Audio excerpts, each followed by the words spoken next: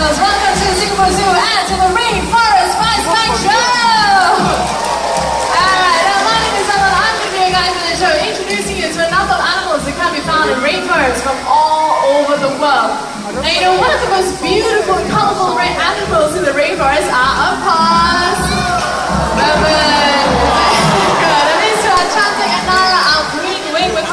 of the largest species of macaws in the world.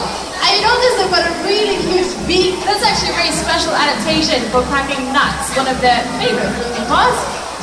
Okay, so next up, we're going to catch up with some primates. And the first one that you were going to meet is not an ape, nor is he a monkey. He is a prosimian rather than a spider or a ring-tailed beaver.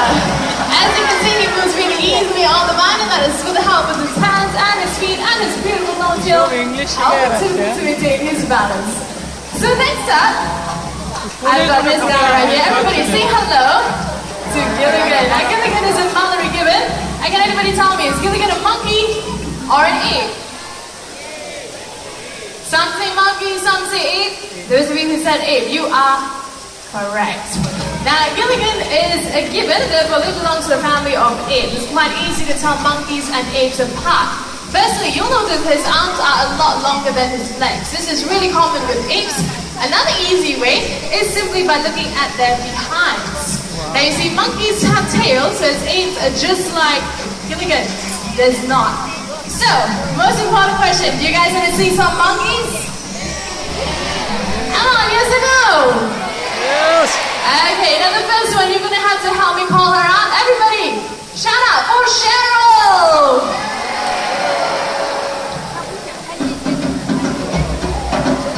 Wow, hi everybody! That's right. Now coming out of yourself, always a little bit shy and busy today. That is Cheryl. Come on, Cheryl! Now Cheryl is a beautiful spider monkey. Spider monkeys like Cheryl, they live in a lush green tropical rainforest of South and Central America, and it will be really groups of about 10 to 22 members, using a really long tail to balance and just walking on the vine. Now that feels pretty special, and I'm going to tell you why in a few short moments. Ready, Sharon? Let's go! Woo! Alright, now Sharon will be just about 2 years old, lots of growing out to do. And I mentioned earlier, what's so special about a tail is that it has a prehensile ability. She coils the tail on trees and branches, reaching up for fruits otherwise impossible out there in the canopies of the rainforest. And of course, she is going to be a big girl. Now in the wild, they feed on leaves, fruits, and even on catted birds' eggs, and occasionally insects. Now from one long tail to another, a centimeter macaque that's local right here in Singapore, and she goes by the name of Joko. But I'm going to need you to help me out, okay? Everybody raise up your hands, swing your arms around, and make some monkey noises. Come on! That's right! Come on, Joko! That's it! Hello everyone, my name is Natalie, and here on my shoulder is Joko. Now Joko is our long-tailed macaque, and she has a very long tail. Now this tail will help her balance as she moves through branches of trees, and also as she walks along this narrow ledge right here. Now these animals are also excellent swimmers and divers, and they will even use their tail just like the rudder of a boat, helping them to turn while they swim through the water. Now these animals also have another nickname known as the crab-eating macaques. Why they call that? Well, that's because these animals will actually dive all the way down to the bottom of the riverbed to actually dig out crabs to eat, and it's said to be one of their favorite foods to eat. These animals can be found throughout Southeast Asia and also right here in Singapore. And in fact, if you walk around the Singapore Zoo, you might just be able to spot wild long-tailed macaques just like Joko. And with that, I think it's about time for us to head back. So, over to you, Ellen. Thanks, guys. Alright, well, you know what? Some primates have long tails, but some also have short tails. In fact, the next animal we're going to see has a tail so short that it resembles a pig's tail. And that is exactly why they're referred to as a pigtail macaque. Hi, guys. Hello, Ellen. Hello, everyone. My name is Ian, and here with me is Helga. Now, Helga is a pigtail macaque. Now, pigtail macaques can be found in Southeast Asia. And this old lady here, well, she's been with us for more than 20 years now. Given an hour, they can pluck over 100 coconuts. 100 coconuts? Yep. Are you sure Helga can do that? That's only minimum.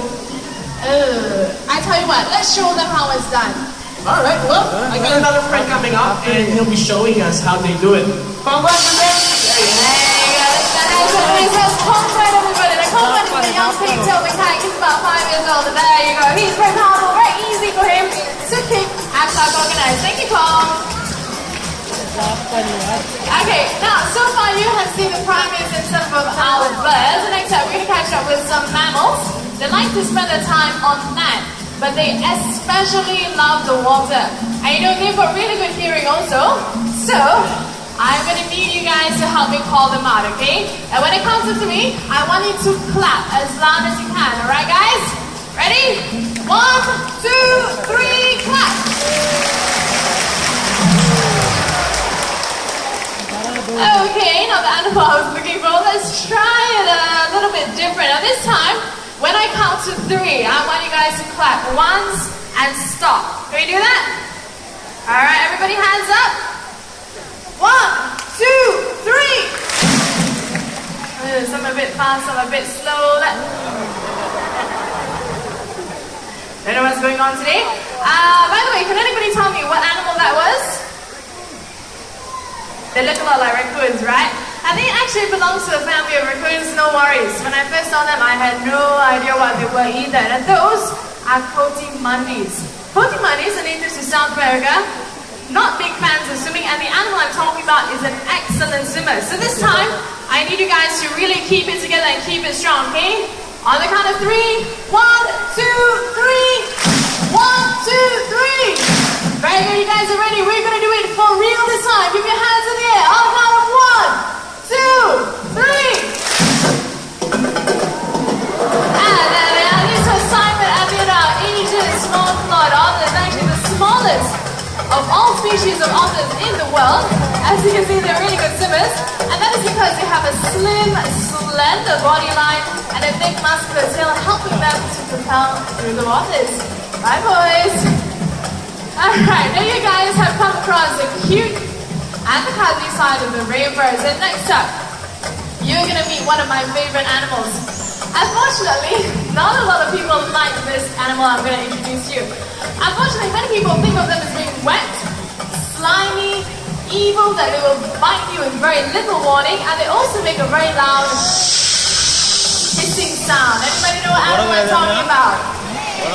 Snake, that's right. Look around you. We are looking for a snake. I see it right over there. Emily, you can't hide. Hi everyone. Now right here we have our ball python, Cleopatra. Now why are these animals called ball pythons? Well, that's because when you're nervous or scared, these animals will actually coil around themselves up to the shape of a ball. That's how they got the name of ball python. Now these animals also have another nickname known as the royal python. Why are they called that? Well, that's because the ancient Egyptian Queen Cleopatra, whom our name is named after, would actually wear these snakes around her neck or her wrist as in a form of an accessory, earning them the name of the royal python. Now, many people take one look at these snakes and believe that they're very wet and slimy, but in fact, all snakes are very smooth and dry. Hello, children. Do you mind taking a seat first? All right, thank you so much. Now, many people take one look at the snakes and believe they're very wet and slimy, but in fact, all snakes are very smooth and dry. But you know what? You don't have to take my word for it. So right now, I'm with the help of a young volunteer. Come on down, have a feel of Cleopatra, and tell me whether or not is she very wet and slimy or smooth and dry. So, any young volunteers want to help me out? Raise your hands. All right, young boys, I'm glad you're coming up. All right, can you head on back first? All right, thank you so much. Hello, little boy. What is your name and where you're from? You're Yuri from? From Singapore. Oh, big round of applause for Yuri from Singapore. Welcome to the Singapore Zoo. All right, now have a feel of Cleopatra. Have a feel of her. How does she feel? Very wet and slimy or smooth and dry? Smooth and dry, that is correct. Now, for being so brave to raise your hand and come on down, you can get a hold of Cleopatra. All right, ready? All right, stand right here, hands up. Right, both hands up. And place her on your hands just like that. How does it feel? All right, now please look at the camera and smile. Now, Cleopatra is a ball python. The pythons are constricted, so you don't have to worry about them biting or whatsoever, right? Thank you so much for joining us. A big round of applause for you from Singapore. Well, then, as mentioned earlier, these all our snakes right here in the Singapore Zoo are very well conditioned. You don't have to worry about them biting you or attacking you in any way. I have never heard about snakes ever attacking anyone. All right, do you mind taking a seat, please? Yes. All right, whose children is this? Hello? Please take a All right, thank you so much. Now the children have had their fun. I'm going to need the help of an adult right now, just to show you that I'm not persuading the children to say all these things. I'm going to need the help of an adult volunteer to have a feel of Cleopatra. Any adults, braver than the children, raise hands. All right, come on down with the dress. Yeah, come on down.